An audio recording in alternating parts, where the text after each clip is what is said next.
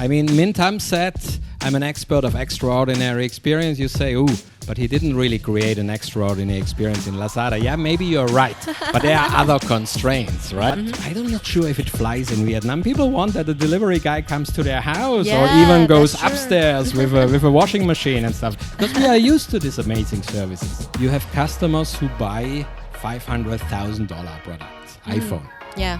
And here in Vietnam, why should somebody who buys an iPhone get a delivery from Vietnam? Hello, everybody. Welcome back to Vietnam Risings. This is Minh Tam, your host. You know, Vietnam Rising has been going on for a few months already, and I think that we should get to know each other a bit more. So I'll share a bit about myself. So besides Vietnam Rising, I'm also currently managing my family business in logistics and technology. When I first started in the company, I started as a technical support for the clients. And one thing that has fascinated since then was that a lot of our customers choose to stay and work with us simply because the way we interact and talk to them. Since then, it has been my ongoing journey to find out how to improve our overall customer experience and managing in general. All those burning questions like, how do we create another Wendy's Twitter account experience for our clients? Or how do we make them become our loyal, hardcore fans that are going to spread their love for us to everybody else? So if you are someone like me and you also want to know more about those things in customer experience, then you have come to the right place today, because our special guest is going to share for us everything about customer experience. He is an expert in creating and implementing extraordinary customer experience across Vietnam and South Asia. Please welcome our guest, Carsten Ley, co-founder of Asia PMO. Welcome, Carsten. Thank you very much, Mintam. Thank you. Please introduce yourself to the audience. Yes, so my name is Carsten Ley from Asia PMO. I'm 8 years in Vietnam. I started in Home Credit as a project and customer experience manager. Actually, I was the one to set up customer experience from Home Credit in Vietnam. And then after 1 year, Lazada came with a very good offer along, what happens here a lot. And I was VP CX for Lazada for almost 2 years. I mean, Mintam said, I'm an expert of extraordinary experience. You say, ooh, but he didn't really create an extraordinary experience in Lazada. Yeah, maybe you're right, but there are other constraints, right? Yes. So we will talk about that a little bit later. So you can catch me on that, actually, right? And after Lazada, since 2 years, I'm self-employed with my team in Asia PMO, and we help customers like H&M Online, Milano. We have customers in Myanmar who start with e-commerce journeys, how to implement a good customer experience, how to solve and see issues and solve them, like a continuous improvement process.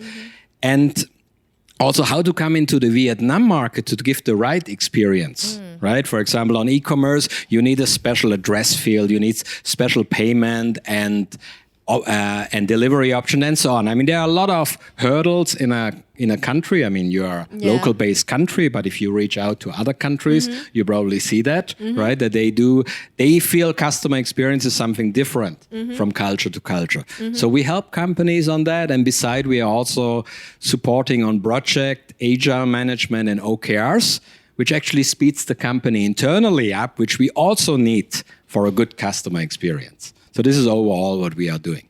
That's awesome.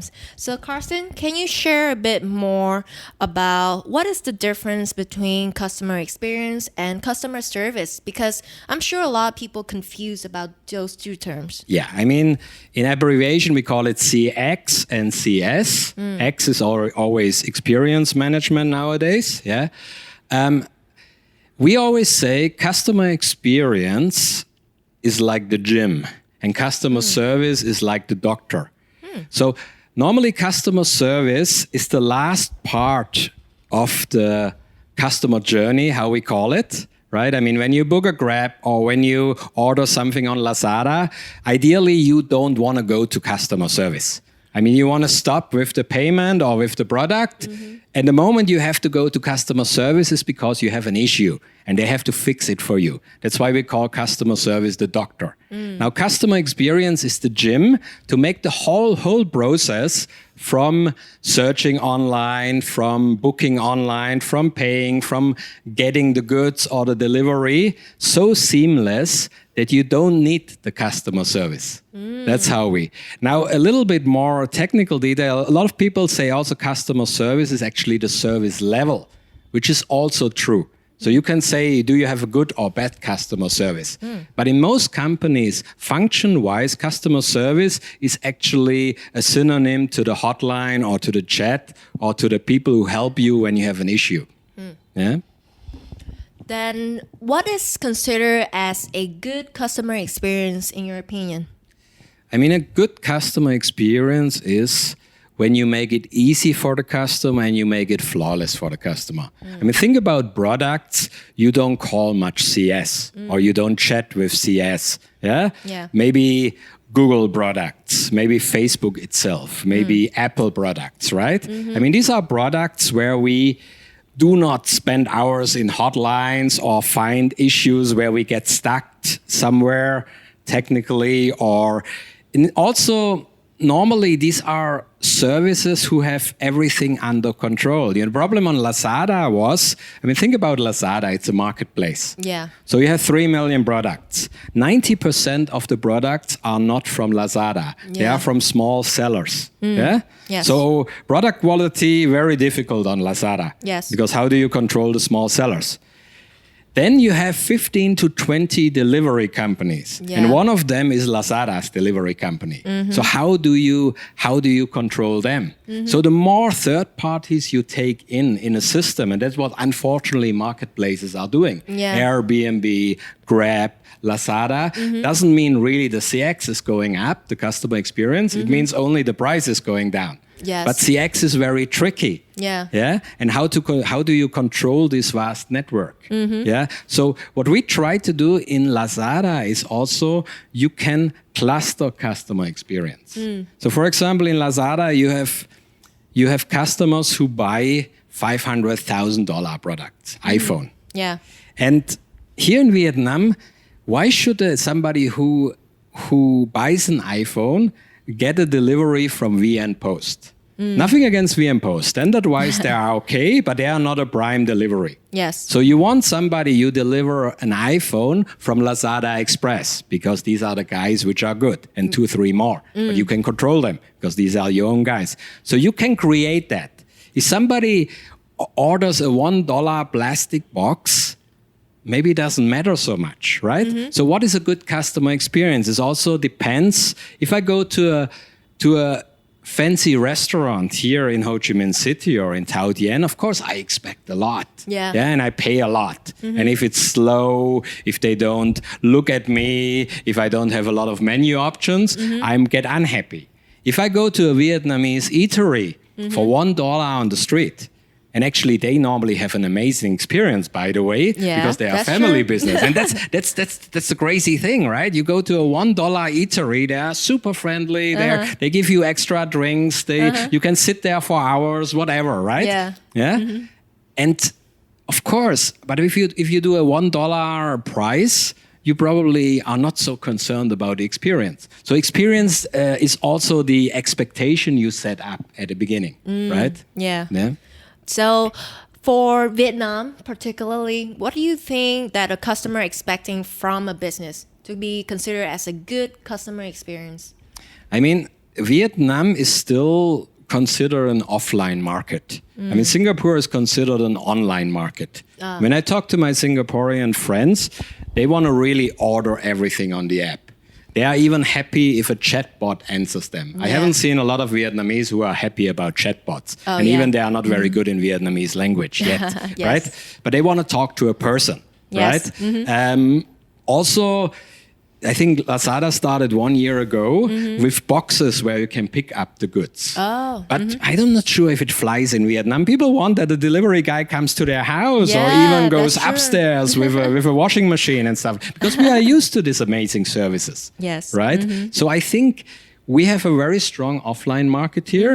So for example, on Lazada, you really judge Lazada on the product quality. You judge Lazada on the delivery quality. You don't judge Lazada so much on the app or on the web page. Rather than in Singapore, you say, okay, they have an amazing app, web page, delivery is automated or whatever, I don't care, right? So it's a different market.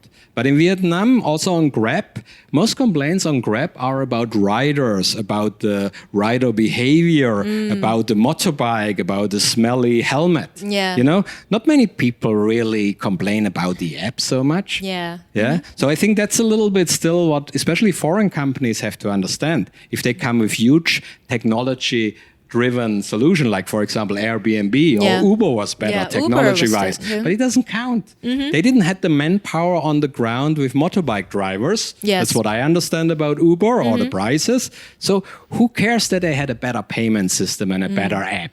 Because in Vietnam, still, it's not the main focus from my point of view.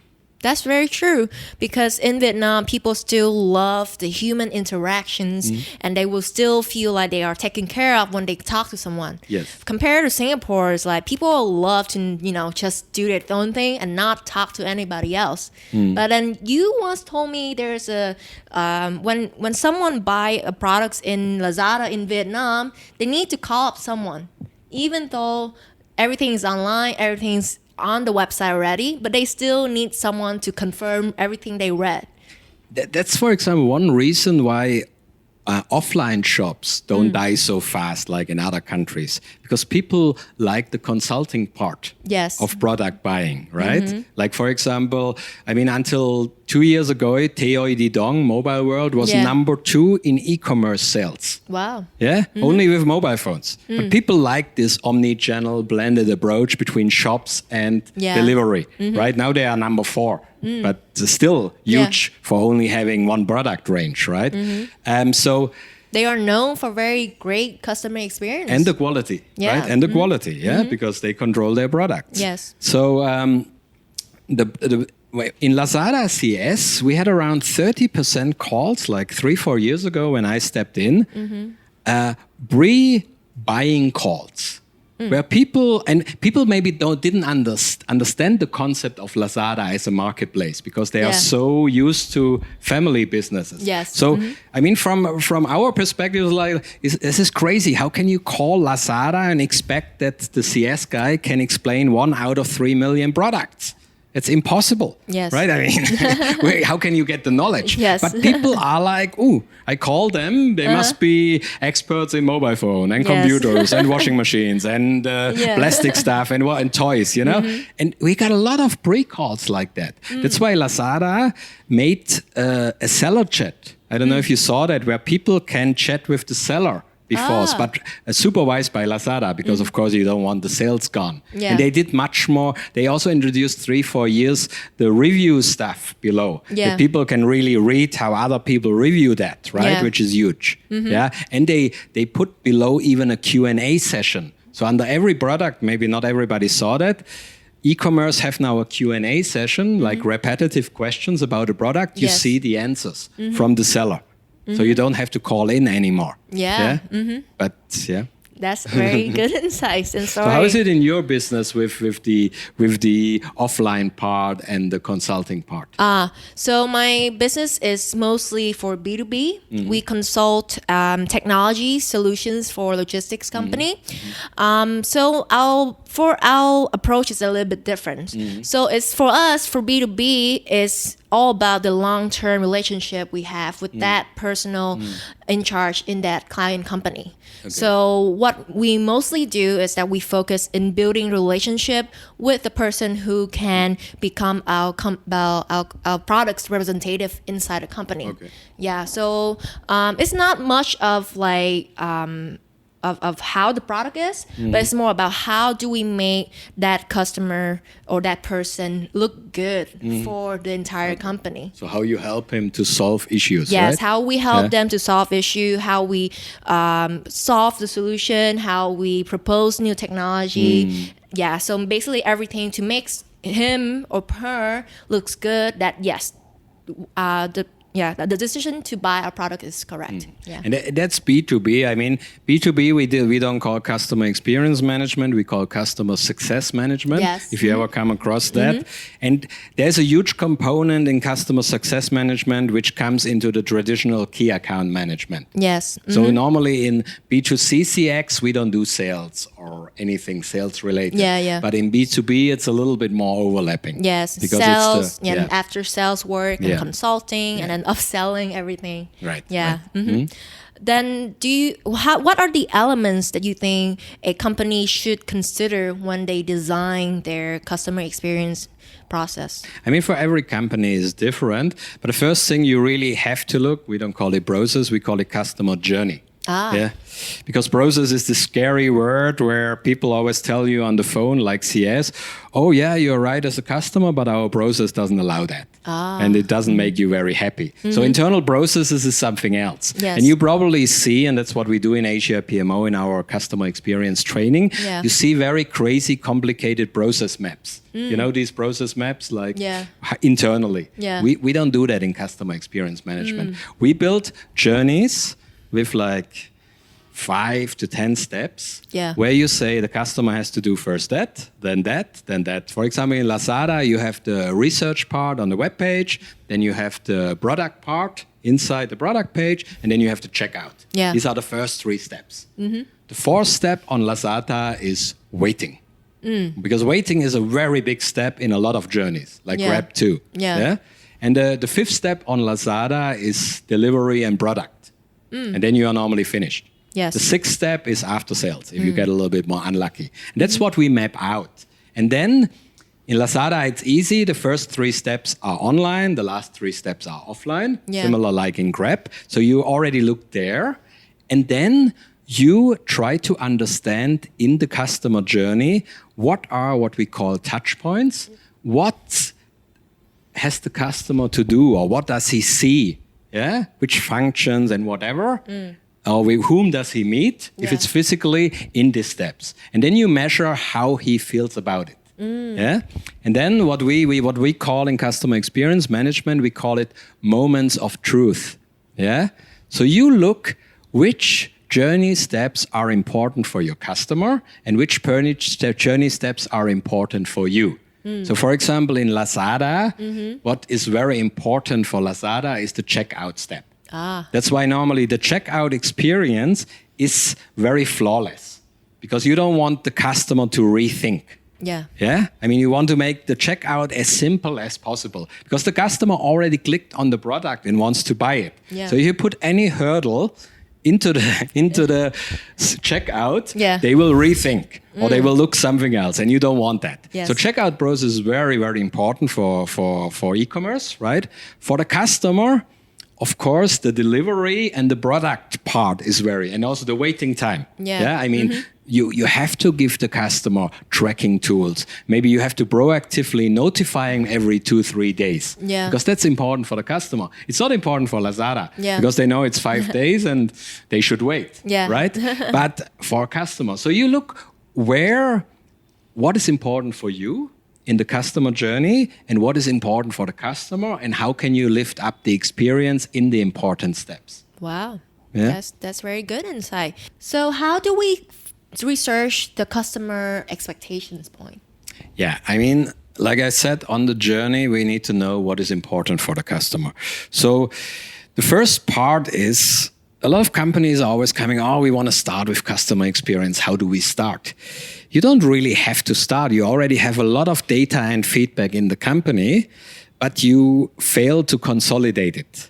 So sales has feedback from the customer. CS has a lot of feedback from the customer. You can have online data points, how the customer behaves. But most companies don't bring it together. They don't consolidate it. And so this is the first thing. We look, for example, CS, customer service, the hotline is a very easy part. I mean, you look where in the customer journey, on which steps do you have the most inquiries and the most complaints. Inquiry means a neutral question. I mean, we worked for a cash loan provider and they had in 1 month the inquiry, how can we pay back which is crazy because that's your core business. So your customer has no clue how to pay back. Yes. And your business goes down, right? And we found out on their webpage, through their sales channels, they didn't inform their customer probably how to pay back. Oh. So that customer paid late was not their mistake. It was the company's mistake. This is inquiry. Yeah. And complaint, of course, means like on Lazada, I say, oh, this product has a bad quality. This product has a lot of returns. That's also an indicator, right? Yes. So all these data points you normally have in the company. So the first thing we start is not selling you a lot of research like a market research company. We first try to consolidate all the data you have. Maybe you already do some surveys. Yeah? And once we have the data together, from the customer behavior, from sales. Also, we ask people who work with customer what they think can be improved. And then we enrich that with very, very detailed surveys. So you know, for example, from your complaints department, something is wrong with the checkout process. And then you set up an online survey, or in Vietnam, better call survey. Yeah. Online surveys don't fly really. Call survey. And ask the customer specifically about the checkout process, what you don't like, and then you can improve, right, in the next step. And of course, there are other tools for research. You have rating. I mean, what Grab is doing with 1 to 5. Yeah. That's what we call rating or CSAT, also on the call center. And you can put that in different steps. So when you know there's an important step for you or the customer, you could make a rating after the checkout. Yeah, how was your online experience? Grab, for example, they could do a second 1 to 5 rating after when you wait for driver. How was your booking? Yeah, so they know a little bit more about the app usage, right? Yeah. This is rating. Then we have NPS, Net Promoter Score, 0 to 10. Yeah. But this one you normally use like a sentiment. You ask customer every 1 month, every 3 months, how do you feel about the company? Would you recommend? But it doesn't really help. You don't solve because it's not real issues. You just get a little bit of tendency over months, over a longer period. If your customer gaze goes more in direction of fans or in direction of we better leave you, right? This is NPS. And then even in Lazada, I proposed customer focus groups. I mean, that you really meet customer physically, which I think is very important in Vietnam still. Yeah. And my ex-boss in Lazada thought I'm crazy. They were telling me like, hey, we are an online company. We know our customer. We never met them. And I was saying, how do you know your customer if you never met them, right? I mean, and we met them, right? Yes. And the nice thing about a customer focus group, let's say you meet like 10, 15 customers for 2 hours in a coffee shop. Do it in a coffee shop. Don't do it in your company. It's really bad for customers. They feel intimidated. Bring them to a nice place. For Vietnam only or everywhere? No, everywhere, right? I mean, bring them to a nice place, pay the bill, let them order what they want, and then you start just speaking about the whole journey, right? Oh, how is the product page, right? How is the checkout? How is the payment? And people relax and they discuss with each other, and you only have to observe, and you get a lot of information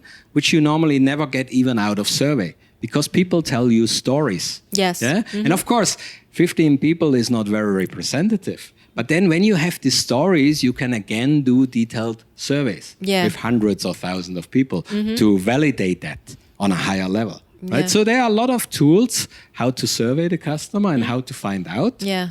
And then what do we do after we collect all those data? Yeah. That's a little bit a tricky part. I mean, I know, for example, our friends from Grab, they collect a lot of data, but we don't see much improvement, right? We are rating like crazy, 1, 2, 3, 5, or even the sub points sometimes, or called ECS if sometimes go around. Yeah. But it depends. I mean, some companies do something about it, which is good because that encourages the customer to give more feedback. Yeah. So normally, what should you do? Inside the company, you should have a customer experience responsible or a customer experience department if you are bigger. And they run a monthly management cycle. And the monthly management cycle consists out of research, what we just talked about. Yes. About analysis of the research, or even making a little bit more survey to understand, root cause analysis, and then to come up with 3, 4, 5 improvement proposals. And normally these proposals go somewhere inside the company. So normally the CEO should support. Yes. Yeah? I mean, that you say, oh, delivery should improve that. Yeah. Product should improve that.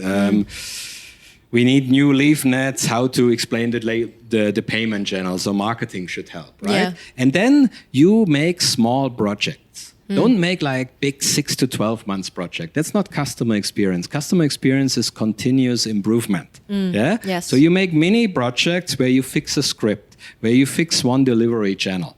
Yeah?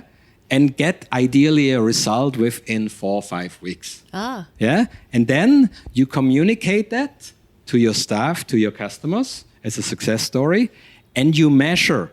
Because one of the things is, I see companies doing something about CX, but they think, oh, I did something for the customer. But they don't really measure if it was the right thing or if it has had the impact they want. Yeah. So you can measure again by ratings, by surveys, or speaking with customer, if that's what they really wanted.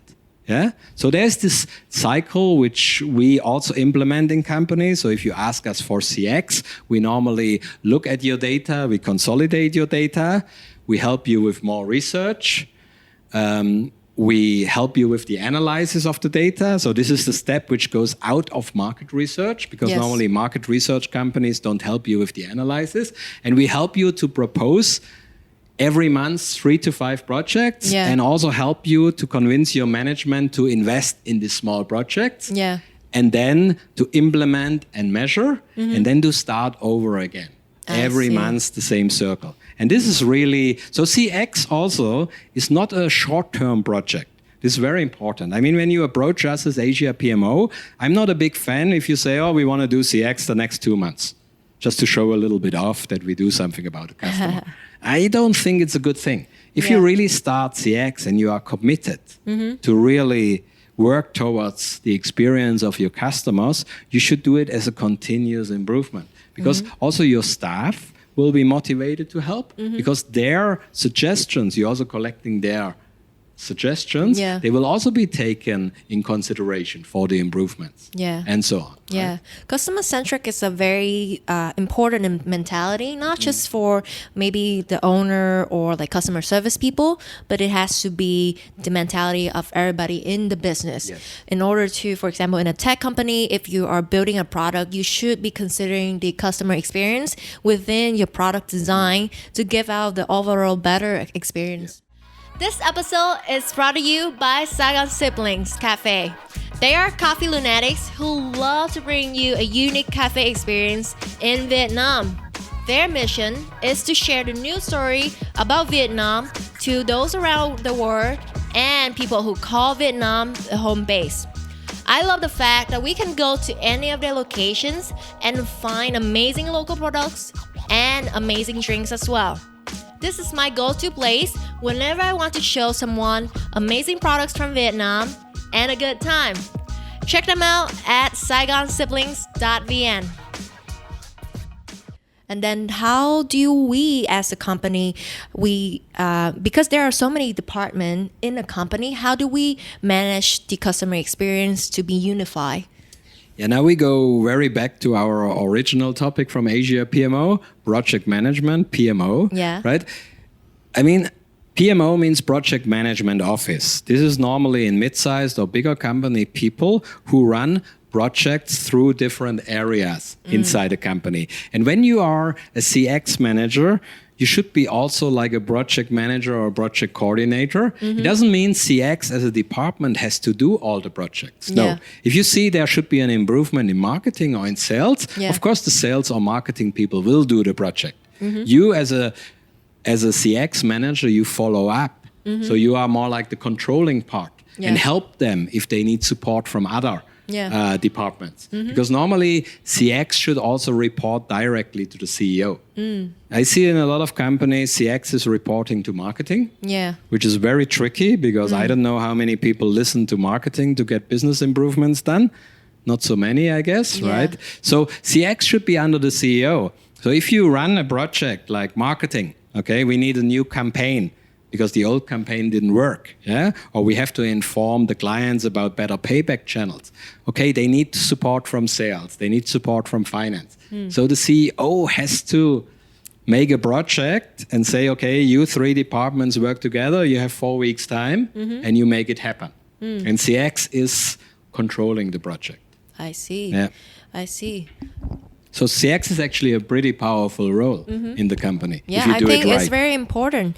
Like, for example, one big example of successful customer experience is iPhone, right? Yeah. iPhone is Apple is a single company that has the largest margin in the mobile market because the customer experience in their apps and their technology. Yeah, and I mean, there we go a little bit in another topic. What Apple really did good, what we call like agile development, is they did the whole development process already together with customers. You know, I mean, Steve Jobs had this crazy idea to say, I want a single button, to control everything. And his designers are you nuts, right? I mean, look at Nokia, look at BlackBerry. They have like thousands of buttons and people use them. Yes. So what's the problem? And Steve Jobs said, no, I want a single button, because they probably spoke with people, or they even said, I want a 3-year-old to use an iPad. Yeah. I mean, if you ever saw a 3-year-old with an iPad, it's so natural. Yeah. These little ones are so good with an iPad, because it's a normal human behavior to press a button and to swipe a little bit around, right? That's not so far away. Yeah. Than pressing 300 buttons on a BlackBerry, right? So they made what we already call like this human-centric design. It's a little bit a different topic, but it goes into agile management. That you develop something together with the customer base, which is also customer-centric, right? But it's already in the development stage, right? That you not just bring a product out. A lot of companies, they have ready products and then they test them with the customer. Now, in agile management, you already get the customer or the client in B2B inside the development cycle. And I mean, I don't know if that works for you too, because you have like software solutions for logistics, right? Yes. So our company is, we have a small team of tech. So every feedback our tech support is actually the people who build the product as well. So they get direct feedback from the customer, and from there we base on those feedback to build our next development. So it's similar. We haven't applied specifically agile management, but it's a similar concept. And you work together with clients or with Yes, we work with clients. When we receive feedback, we will consult with them and also other customers. So we see if it's unified needs for everybody, and then we do the development. Do you think it's a good process? No, it's good. I mean, what agile management does is more that when you build like prototypes or smaller steps, what we call like Scrum and Sprint, that you have like a 2 or 4 weeks development cycle. And the results after the 2 to 4 weeks, even they look terrible from a look and feel, but the results you already show to the client, just to make sure that you go in the right direction. Yeah. Yeah, yeah, and then the customer do love to see that their feedback got taken and do something about it. Absolutely. Yeah, that's, I mean, when we speak about customer experience, right, at the moment also another buzzword is employee experience. And you know Richard Branson, I mean, a lot of people say customer first. Richard Branson says employee first, because happy employees make the customer happy. That's true. I'm actually undecided, honestly. I'm a CX person, but I give him also right. So you make both happy. If possible, CX, EX, even partner experience, seller experience. I mean, any experience you have with somebody, try to make them more or less happy or give them a satisfaction, right? And, you know, customer experience and also agile management help a lot on employee experience, because customer experience is bottom up. It means you take ideas from your, especially front-end people, from your sales and CS people. And because when we run workshops in companies, right? I go to a company and we make a customer experience workshop. And of course, C-level says, oh, head and C-level, we make a customer workshop with you. I said, ooh, that's pretty bullshit, right? Because I force them, or I try to force my clients and say, okay, C-level, head level, you can be there, especially from sales and CS and the front end. But I want real front end people in this workshop. I want a real CS person. I want a real salesperson. I want somebody who is in the field, not only Ho Chi Minh City, right? Or Hanoi or whatever. right? Yeah. And then we make a workshop and I mix the groups, right? There's the CEO, there's a salesperson, there's a head person. Yeah. And from these three people, when we come to the brainstorming phase, right? Ideas, what can we do better with the customer? Who has the best ideas? The customer service people. Yeah, the CEO not. The CEO hasn't seen the customer for ages. Sorry to say that, right? The best ideas come from front-end people. That's true. So if you try to make a high-level workshop to solve, to understand the strategic part of customer experience and where lie the problem on the journey, of course, that's more high-level. And also analytics and root cause analysis is a little bit more higher level or specific level. But when it comes on proposing of solutions, that's what you need from people who know the customer. That's why in Lazada and other companies, I turned it around. So you say customer experience. But sometimes I told the teams, especially the teams who sit in front of their desk the whole day and never go out, I said, we make a program, experience the customer. So when we did customer focus groups, we invited product colleagues, we invited marketing colleagues, and they were only there to listen. They were not like arguing with the customer. No. They were not allowed. But we said, please come along. You see a customer. Or we had this day, and our CEO was good in that, we had once a year, everybody has to deliver a day. So our CEO, all the C-level, all the head level had to go on a motorbike and deliver, right? Maybe with a translator if there were expats involved, right? But this is what you need. So if you want to, now more to the C-levels and head levels, if you really want to take customer experience serious, you have to take your front-end people serious, that they really have great ideas. And you have to ask them about their feedback and their ideas. And you also need to do things what connects you again to the customer. Get out of the office and experience the customer. That's... Yeah. I'm absolutely agree. So for my company, we are a software company and we deliver like a management software for like logistic company, and I've come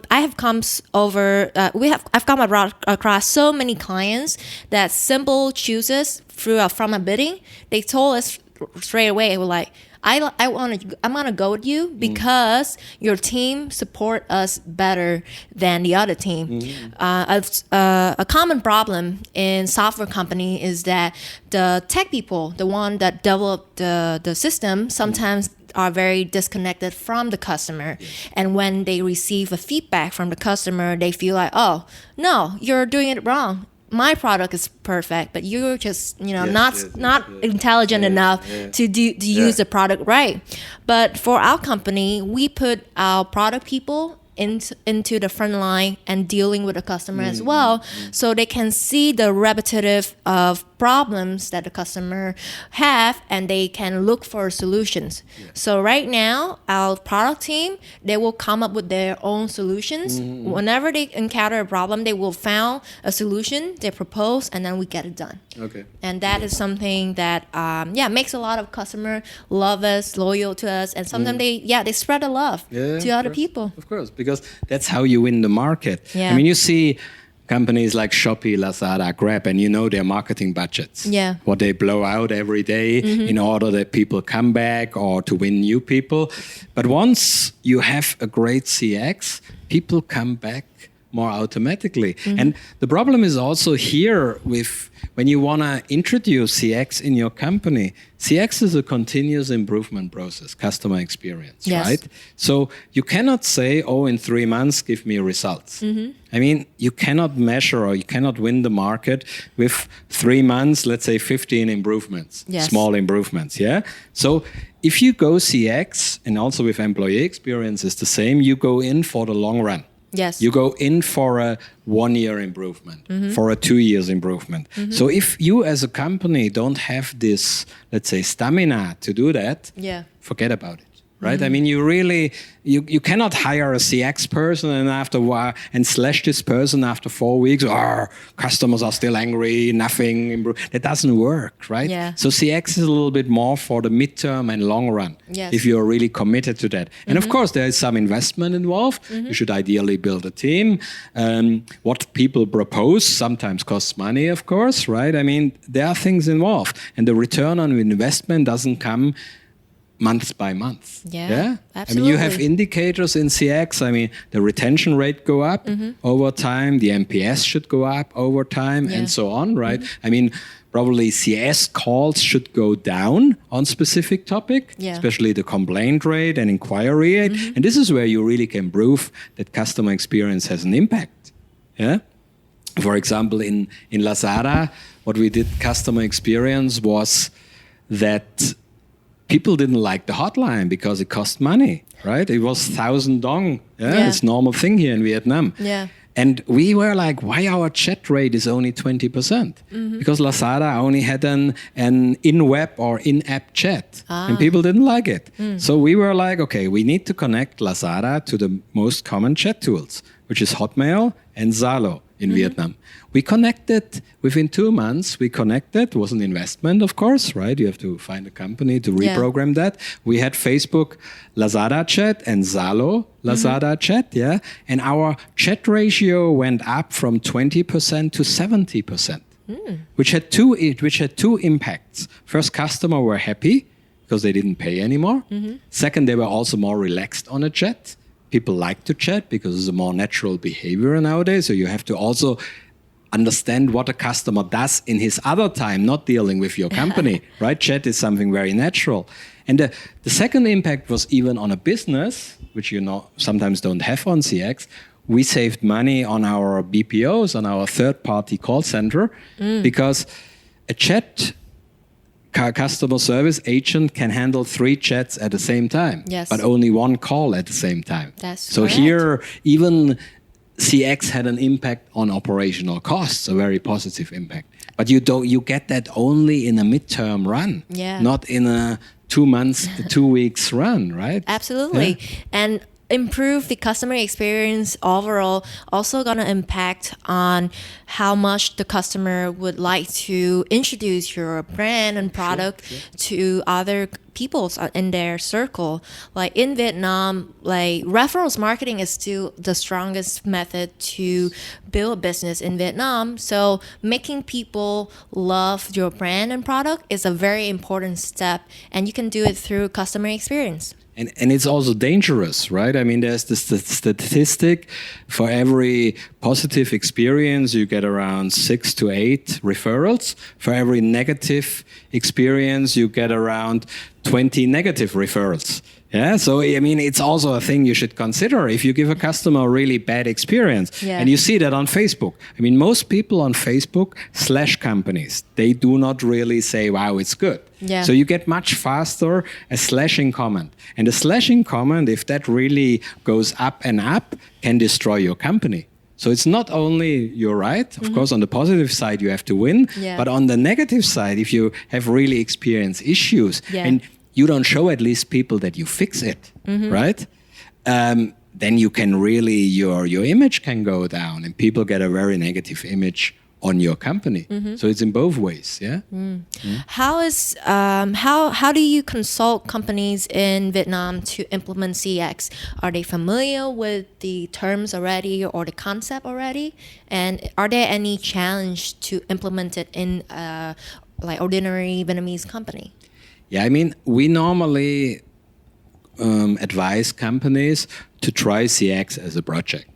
I mean, if you say, I don't want to go full force, I don't know if we really can do CX, you will not do a big change management program and inform the whole company and your customer now, we do CX. No, do it first 2-3 months as a project. So at least we need 1 person in your company, a CX responsible, who is empowered by the CEO, and starts to bring all the data together, or we help them to bring the data together. Then to analyze the data and make improvement proposals. And then comes the breaking point.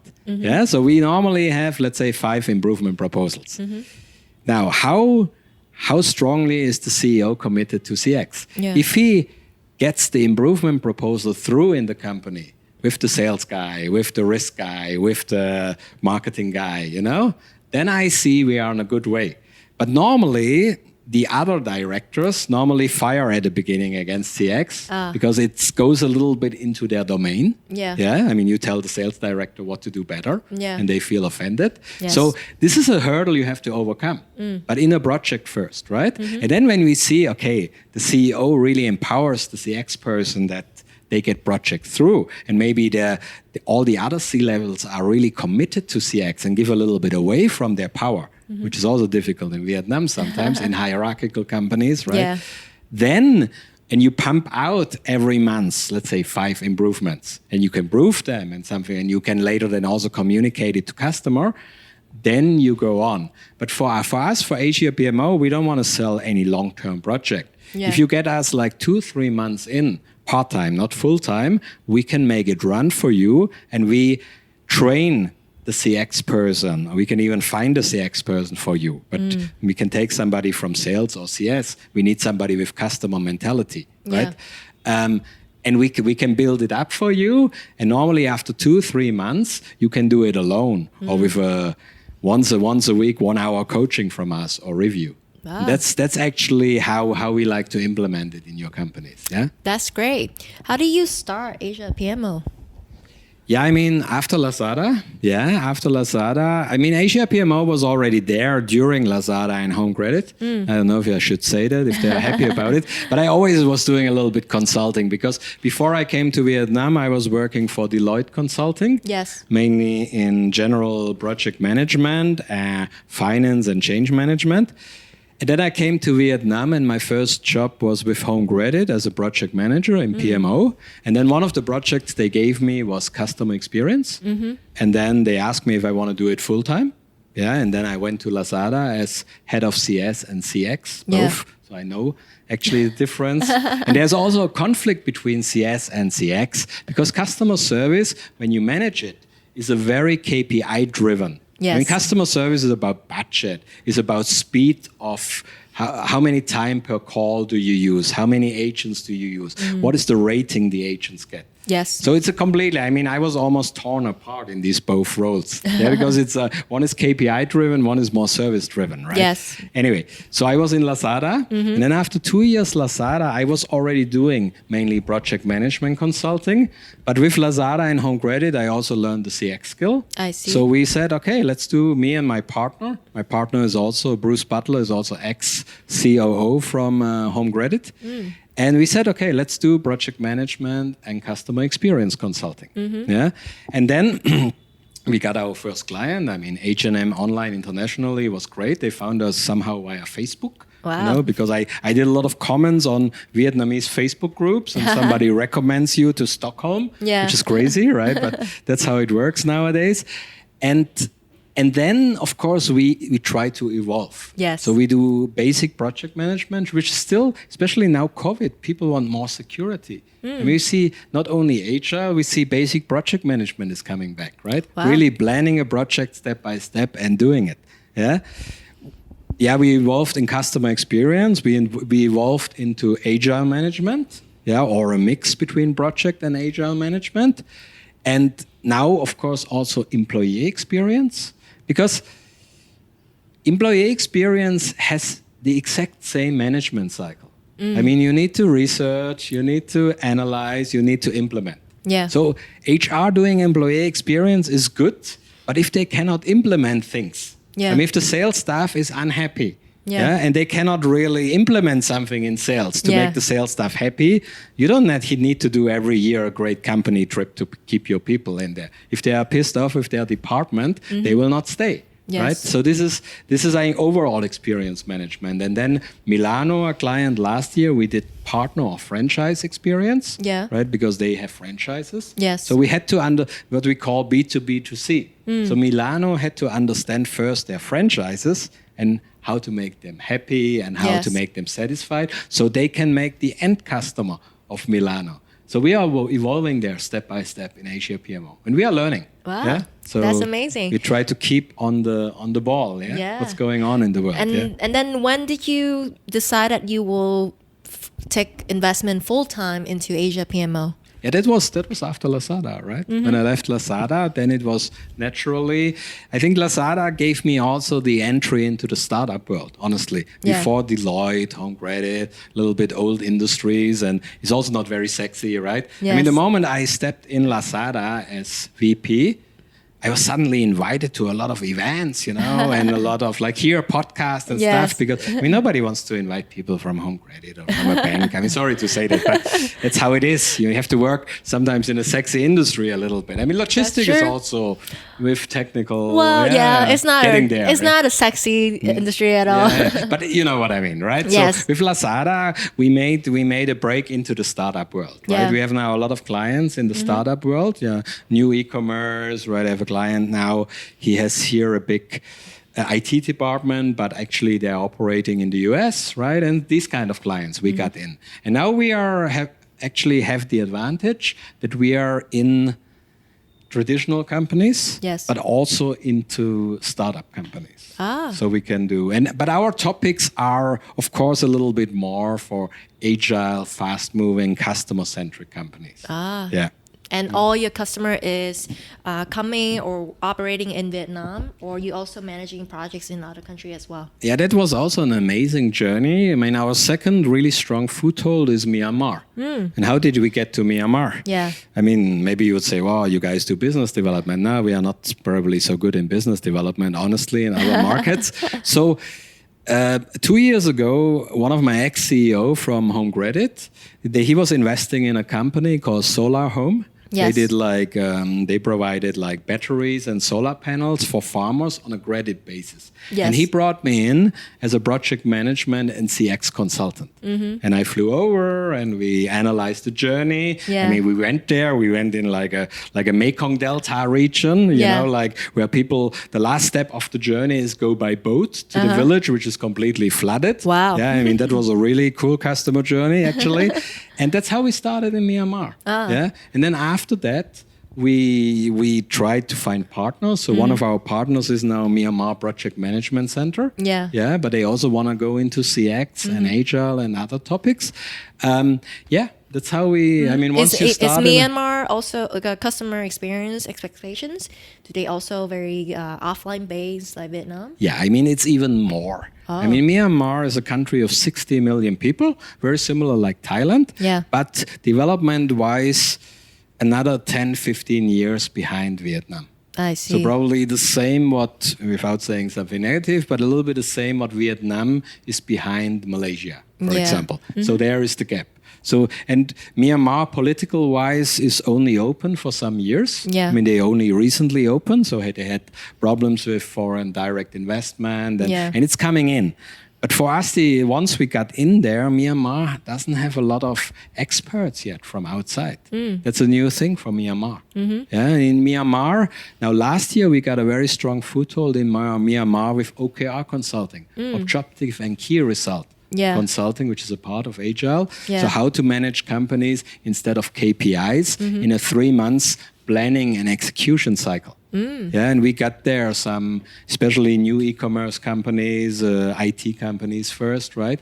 And then we had the partner, Myanmar Project Management Center, where I was speaking on a conference in January in Myanmar, which also helps a lot. Yeah. And that's also very similar to Vietnam, right? Yes. I mean, Vietnam and Myanmar are still countries where you need a lot of personal connection. Yes. You don't break into these markets by LinkedIn only. Yes. Or by having a cool website. Yes. You have to know people. Yes. So once the first company brought us into Myanmar, and you do a little bit networking there, and you adapt a little bit maybe to the culture, right? And you are open to it. That's really the foothold step by we step. developed, So you really need people on the ground to be networking and building the relationships. Yeah, but you don't need your own people. You have to find strong partners there. That's true. Right? I mean, why do I need own people there? Because even as Asia PMO, I fully don't understand the Myanmar culture yet. Yes. So we are more in Myanmar. We are more like subcontractors. Yes. So we have a Singaporean partner who does a little bit headhunting for whole region. and sends experts around, and there we are subcontracting, which is good for us, right? And we are hired by the topics. So Carsten, tell me more about the future of Asia PMO. Yeah, so at the moment we have our current consulting client. It's going pretty well actually, especially after the COVID part was over. Yeah. A lot of people are in high demand of customer-centric programs, want to listen more to the market or want to get more agile inside the companies. Yes. So we are normally running 2-3 events a month, like workshops. Like the next ones are about project management, agile management, OKRs, how to set up OKRs, also experience management with different partners. So we have upcoming with Hard Rock Cafe, with Eurojam, That's great. And it's fun. It's also fun, right? Yes. And this is how you can experience our topics. Yes. Right? Say, I don't know if I really need that. Yeah. Come to an event, 2 hours or full day training, send the right people from your company and look if that's a topic which can fit for you. And then afterwards, we can, of course, speak about an adapted consulting, how to bring these topics directly into your companies and make them work. As Asia PMO, our target is, of course, to evolve. Yes. Yeah?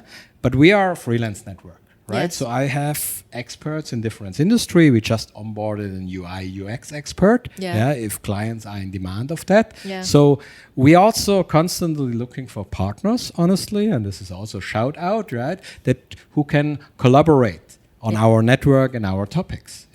And this is, and then hopefully we are soon back in Myanmar, live on the ground. At the moment it's all online.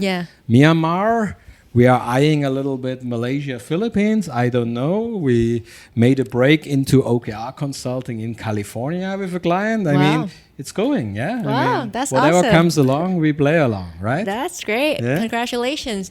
So how can the customer or the potential partners reach out to you? Yeah, I mean, where they can find you?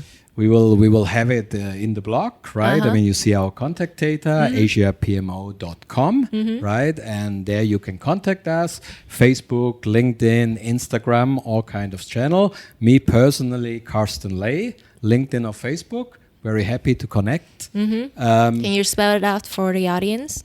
To spell it out? Yeah, spell it out your Facebook profile. Okay, Carsten, Carsten. It's like cars and 10, and Ley is Ley, Awesome. And there are not many of these guys, So happy to go in touch with you. Visit one of our events or look on asiapmo.com/events or look at our blog where you can already read inside the topics. And we are happy to explain. We are happy to reach out. Absolutely awesome.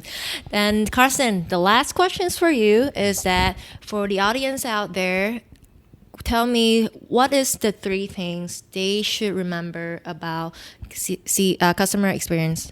Yeah, so the first thing you should remember about customer experience, you don't have to start from scratch. Just collect every data, every opinion, every feedback from your customers and your front-end people and look how it's going on the journey. Right? Yes. Just map a little bit the journey, the basic journey, and look what's the feedback. And you will see immediately what you have to fix first. Yes. And then just start to fix little things or 1 or 2 things and get successes in.